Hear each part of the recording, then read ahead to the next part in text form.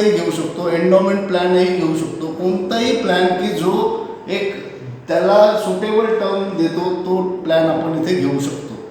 तुम्हाला काही उदाहरणं बघावे लागतील की जसं आता आपण पाहिलं की जीवन लाभमध्ये 10 लाखाला 27 लाख होतात आहे, तसं तुम्हाला कॅल्क्युलेशन्स करायचे आहेत. आपल्याकडे ऑल इन वन सारखा इतका चांगला ॲप आहे की तुम्ही पाहिजे त्यावेळेस ते सगळे कॅल्क्युलेशन्स चेक करू शकतो आणि जिथे आपण बघू शकतो की एक्झॅक्टली किती पैसे भरले तर किती किती किती समस्या घेतले तर काय मॅच्युरिटी आहे.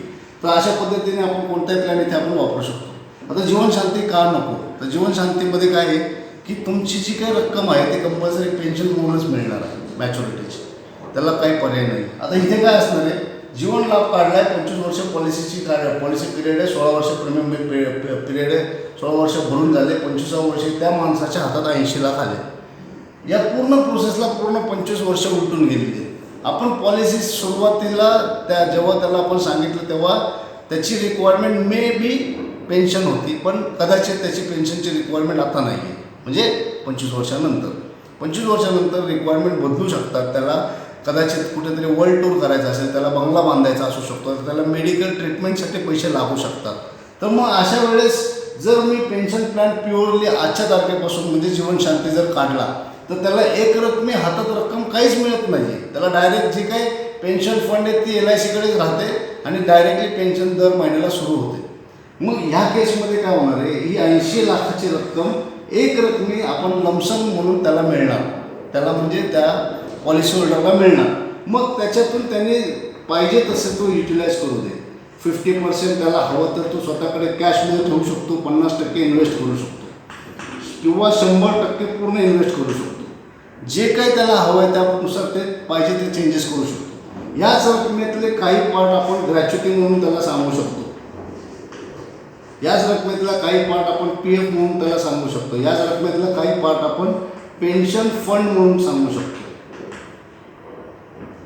तर अशा पद्धतीने रिटायरमेंट बेनिफिट्स हे आपण त्याला प्लॅन करून देऊ शकतो. त्याची रक्कम जी काही त्यांनी सांगितलेली असेल त्यानुसार आपण रिव्हर्स कॅल्क्युलेशन करून जर आपण आलो तर इन्शुरन्सची अमाऊंट आली 30 लाख. आता 30 लाखाचं प्रीमियम जर कॅल्क्युलेट केलं, बरं सगळ्यात महत्त्वाची गोष्ट की जे नेहमी सांगतो मी की हे पूर्ण चालू असेपर्यंत त्यांनी जर प्रीमियममध्ये विचारलं तर तुम्ही त्याला सांगू नका आणि कोणतंही प्रेझेंटेशन PPT म्हणजे आपण जे म्हणतो ऑल इन वनवरचं जे काही कोटेशन आहे ते शक्यतो पाठवू नका. जोपर्यंत त्याला म्हणजे आपण त्याच्या तोंडून मधून घेत नाही की हां मला 80 लाख रुपये हवे किंवा मला 40,000 रुपये पेन्शन हवं आहे, तो ज्यावेळेस ॲग्री असेल ना त्यावेळेस आपण त्या प्रीमियम कॅल्क्युलेशनला येऊया. मग आता 30 लाखाला प्रीमियम काय असेल अंदाज आहे, 10 लाखाला महिन्याला 4,000 रुपये आहे, माहिती आहे तुम्हाला सगळ्यांना. 10 लाख मंथली 4,000 जीवन लाभ म्हणजे मग 30 लाखाचा प्रीमियम काय असेल, 4 त्रिक 12,000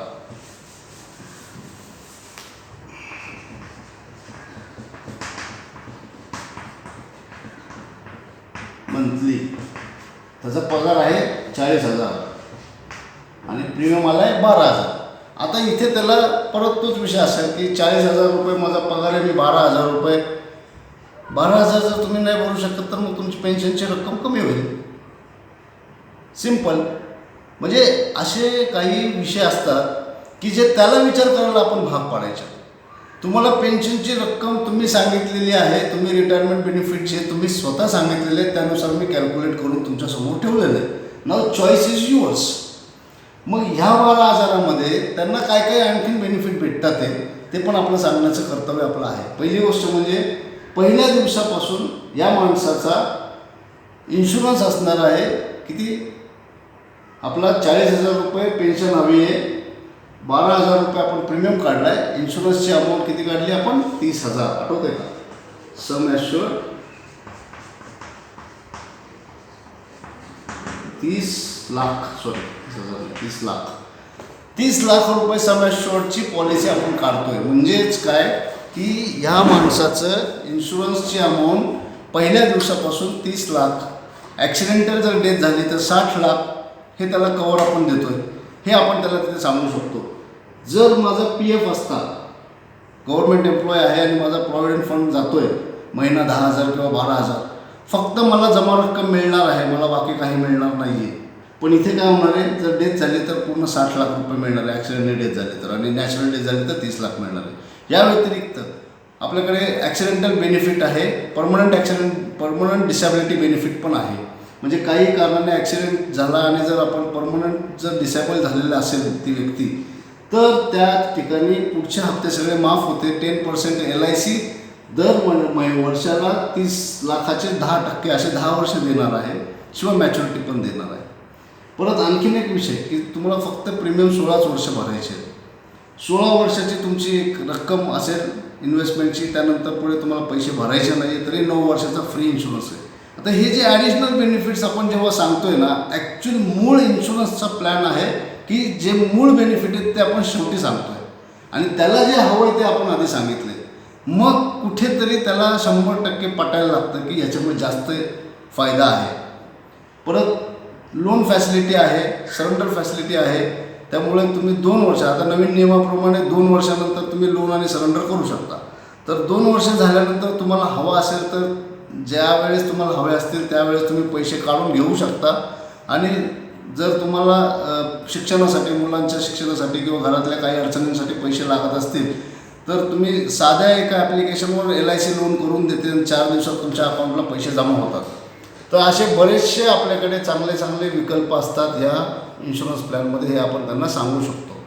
तर पेन्शन रिटायरमेंटच्या संदर्भातले जे काही गोष्टी होत्या, मी एकदम रीतसर छोट्या छोट्या गोष्टी आपण इथे कवर केलेल्या आहेत. कॅल्क्युलेशन कसं करायला पाहिजे, क्वेश्चन काय हा विचारायला पाहिजे, ह्या सगळ्या गोष्टी आपण सांगितलेल्या आहेत. पण एकदा जस्ट 1 मिनिटात उजळणी करून घेतो. पहिल्यांदा तर ज्या वेळेस तुम्हाला पेन्शनची रिक्वायरमेंट असेल किंवा रिटायरमेंट प्रोव्हिजनची रिक्वायरमेंट असेल, त्या माणसाचं वय, त्या माणसाचं करंट सॅलरी, त्यानंतर त्याला कधी पेन्शन किंवा रिटायरमेंट बेनिफिट कधी हवं आहे, त्यावेळेसचं त्याचं वय काय असेल ते, आणि त्याला किती रक्कम हवी, असे 4 प्रश्न आपण त्याला विचारायचे. म्हणजे ह्याची उत्तरं त्याच्याकडनं जेव्हा येतात ते फक्त ताळा करून घ्यायचं की त्यांनी कमी सांगितलेलं नाही आहे ना, किंवा आजच्या सॅलरीच्या हिशोबाने त्यांनी व्यवस्थित सांगितलं आहे की नाही. काही लोक 40 वय, आता माझं 30 आहे, मला 40 वर्षापासून पेन्शन हवं आहे असंही सांगू शकतात. तर मग त्या ठिकाणी सुद्धा आपल्याला सांगणं आवश्यक आहे की बाबा पेन्शन कधी असते, ज्यावेळेस तुम्ही कमवणं बंद होईल त्यावेळेस तुमची पेन्शन सुरू होते. म्हणजे तुम्ही 40व्या वर्षी काय घरी बसून तुम्ही रिकामे काहीच करणार नाही असं कधीच होणार नाही ना काही तुम्ही काम करत असणार. पेन्शन साधारणतः 55-60च्या आसपास आपल्याला पाहिजे असते. तर असं आपण त्यांना समजून सांगू शकतो. तर हा झाला दुसरा विषय की जे पेन्शन एजच्या संदर्भातला. पेन्शन अमाऊंटच्या संदर्भात मी मगाशी सांगितलेलं आहे की अमाऊंट जेव्हा तुम्ही सांगताय तेव्हा तो फक्त व्यवस्थित आहे का नाही ते एकदा चेक करून मग नोट करा. म्हणजे मग जर कमी असेल तर मग ती वाढवून घ्या आणि मग त्याला पटवून द्या की बाबा जास्त पैसे लागतात, आता तुला वाटतं एवढं नाही आहे पण पुढे जाऊन महागाई वाढणार आहे असे तसे वगैरे सांगून तुम्हाला अमाऊंट जास्त करून घेऊ शकतो. ह्या 2 गोष्टी एकदा कन्फर्म झाल्या की मग तिसरी गोष्ट, चौथी गोष्ट काय की तुमची सध्याची सॅलरी काय आहे, आणि ह्या गोष्टी आपल्याला माहीत असतात आणि त्याच्याशी अनुषंगाने आपण कॅल्क्युलेशनला सुरुवात करतो. मग पेन्शन फंड काय आहे, कशा पद्धतीने पेन्शन दिली जाते, पेन्शन फंड कसा तयार होतो, गव्हर्नमेंट ऑर्गनायझेशनमध्ये कशा पद्धतीने पेन्शन कॅल्क्युलेट केलं जातं, या सगळ्या गोष्टीची त्याला आधी व्यवस्थित माहिती द्या. पगारातून जाणारी एक ठराविक रक्कम जी कट होते ती आपल्याला परत काढता येत नाही, कंपल्सरी ती पेन्शन फंडला ॲड होत राहते आणि पेन्शन रिटायरमेंटच्या वेळेसच ती डायरेक्टली मिळत राहते. हे ज्यावेळेस आपण त्यांना बोलतो तेव्हा त्याची स्वतःची प्रीमियम पेईंग कॅपॅसिटी पुढचे 15-16 वर्ष त्याला प्रीमियम भरायचं आहे हे आपण त्याच्याकडनं कबूल करून घेतो आहे. म्हणजे कुठेतरी तुम्हाला 100% पुढे जाऊन अरे नाही बाबा एवढ्या वर्ष मी प्रीमियम कधी भरणार असं तो म्हणणारच नाही. कारण त्याच्याशी रिलेटेड हा विषय आहे की हे पैसे PF सारखे, पेन्शनसारखे जे गव्हर्नमेंट एम्प्लॉईच्या पगारातनं कट होतात आणि त्यांना शेवटपर्यंत मिळत नाही. तर हा विषय आपण आधीच सांगितलेला असतो. त्यानंतर त्याची पेन्शनची रक्कम कॅल्क्युलेशनचं इंटरेस्ट रेट, बँकेत काय रेट चालू आहे तोच रेट आपण लावून 6% कॅल्क्युलेशन आपण करणार आहोत. त्यामुळे त्याची तयारी आपण आधीच त्याच्याकडून करून घ्यायची. ह्या सगळ्या गोष्टी ज्या आहेत ना त्या सगळ्या मानसिकदृष्ट्या आपण त्याला आधी तयार करून घेत असतो. हे बघा, एक लक्षात ठेवा, आपण काही चुकीचं करत नाही. जे फॅक्ट्स आहेत तेच फॅक्ट्स आपण त्याला सांगणार असतो. फक्त एकच फरक एवढाच असतो की लोकांना ते ज्ञान आपण सांगितल्याशिवाय त्यांना लक्षात येत नाही, पटत नाही. 4 उदाहरणं दिल्याशिवाय कोणीच विश्वास ठेवत नाही. ज्यावेळेस तुम्ही 4 बँकेची उदाहरणं देता, बँकेचे रेट त्यांना व्यवस्थित समजून सांगता, गव्हर्नमेंटसारख्या किंवा प्रायव्हेटमध्ये होणारे PFच्या कटिंगच्या संदर्भातले असतील किंवा गव्हर्नमेंटमध्ये कशा पद्धतीने पेन्शन कॅल्क्युलेशन्स होतात त्याचे जर उदाहरणं असतील, ते जोपर्यंत तुम्ही त्याला व्यवस्थित सांगत नाही तोपर्यंत त्याला पटणार नाही. त्याचबरोबर आजचा पगार तुझा पुढे 20 वर्ष कसा पुरणार नाही आहे ते पण तुम्ही व्यवस्थित त्याला समजून सांगताय, हे सुद्धा त्याला पटत नाही. आणि कुठेच आपण इन्शुरन्सचा विषय कळत नाही, कारण बऱ्याचदा LIC म्हणजे काय, बाबा मी मेल्यानंतरच मला पैसे मिळणार म्हणून मला काय इन्शुरन्स करायचा नाही, असे जे समजुतीचे जे लोक असतात त्यांना तुम्ही जगण्यासाठी इन्शुरन्स आपण देतो. आणि जगण्यासाठी तुम्हाला पैसे आवश्यक असतील, आवश्यकता तुम्हाला रिटायरमेंटमध्ये जास्त असेल त्यावेळेस तुम्हाला पैसे कोणी देणार नाही, स्वतःची मुलंसुद्धा पैसे देत नाही. बागबानसारखे पिक्चरमधल्या सीन्स तुम्ही त्यांना सांगू शकता. खूप साऱ्या गोष्टी आहेत की रिटायरमेंट पेन्शन ह्या 2 विषयावर खूप चांगल्या पद्धतीने इन्शुरन्स हा सेल होऊ शकतो. कॅल्क्युलेशन्स तुमचे स्वतःचे स्ट्रॉंग असले पाहिजे.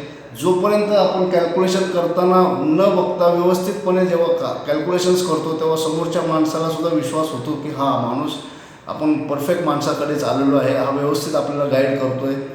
तर अशा पद्धतीने पेन्शनमध्ये इन्शुरन्सच्या माध्यमातून जर पेन्शनची प्रोव्हिजन केली, इन्शुरन्सच्या म्हणजे LICच्या माध्यमातून त्यातल्या त्यात जीवन लाभ, जीवन आनंद सारख्या प्लॅन्स आपण ॲड करून पाहिजे त्यावेळेस त्यांना आपण पेन्शन प्लॅन करून देऊ शकतो.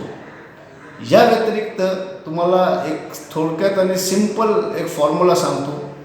ऑल इन वनमध्ये LIC all in one app जो तुमच्याकडे आहे त्यामध्ये जर बेनिफिट्स आपण ज्यावेळेस मार्क करत असतो त्यामध्ये एक ऑप्शन आहे की मॅच्युरिटी विथ पेन्शन. त्याला जर तुम्ही मार्क करत असाल तर जी काय मॅच्युरिटी आहे त्याच्यावर मिळणारी पेन्शनची रक्कम काय असेल त्याचं कॅल्क्युलेशन कोटेशनसुद्धा इमिजिएट येतं. जर म्हणजे माझं हे एकदा फायनल झालं की मी त्यांना ऑल इन वनमध्ये जाईन, जीवन लाभमध्ये त्याचं 30 लाखाचं कोटेशन काढेल, त्याला पेन्शन मॅच्युरिटीला पण क्लिक करेल, सगळे टिक करून ते प्रेझेंटेशन त्यावेळेस जेव्हा त्यांना दाखवेन की हे बघा तुमची ही अमाऊंट तुम्हाला भरायची रक्कम 12,000 महिना, 30 लाख रुपयाचा इन्शुरन्स राहणार आहे, ॲक्सिडेंटल बेनिफिट तुमचा 60 लाख असेल, मॅच्युरिटी अमाऊंट 80 लाख रुपये जर तुम्ही इन्व्हेस्ट केली तर एवढी तुमची पेन्शन मिळेल. ती अमाऊंट ह्या 40,000ची तुमची मॅच झालेली असेल. तर बऱ्याचदा असं तुम्हाला वाटत असेल आता ह्याच उदाहरणाप्रमाणे सगळे असतील असं नाही, वेगवेगळी उदाहरणं असू शकतील. तर त्याचा सराव तुम्ही आत्ता घरी बसून करू शकता. जर तुम्हाला 10,000 पेन्शन काढायचं असेल तर काय, 20,000 पेन्शन काढायचं असेल तर कसं कॅल्क्युलेशन करायला पाहिजे, वय वर्ष 35वाल्याचं कसं कॅल्क्युलेशन करायला पाहिजे, वय वर्ष 25वाल्याचं कॅल्क्युलेशन काय असायला पाहिजे. तर असे वेगवेगळी उदाहरणं आज घरी आहोत तर तुम्हाला शक्य आहे. तर मी तुम्हाला परत एकदा विनंती करेन की मॅक्सिमम कॅल्क्युलेशन्स तुम्ही स्वतः तयार करून स्वतःचे किंवा घरातल्या लोकांचे, तुमच्या ओळखीतल्या लोकांचे तयार करा, जेणेकरून ज्यावेळेस तुम्हाला ह्या पिरियडमध्ये सराव होईल, समोरून एखादी व्यक्ती जर पेन्शनची रिक्वायरमेंट घेऊन येत असेल तर तुम्ही 100% मोठी पॉलिसी जागेवर सेल करू शकता. तर एवढं बोलून आजचं मी लेक्चर इथे बंद करतो आहे. पुढचं अजून विषय आहेत वेगवेगळे, ते सुद्धा मी घेऊन येणारच आहे. धन्यवाद.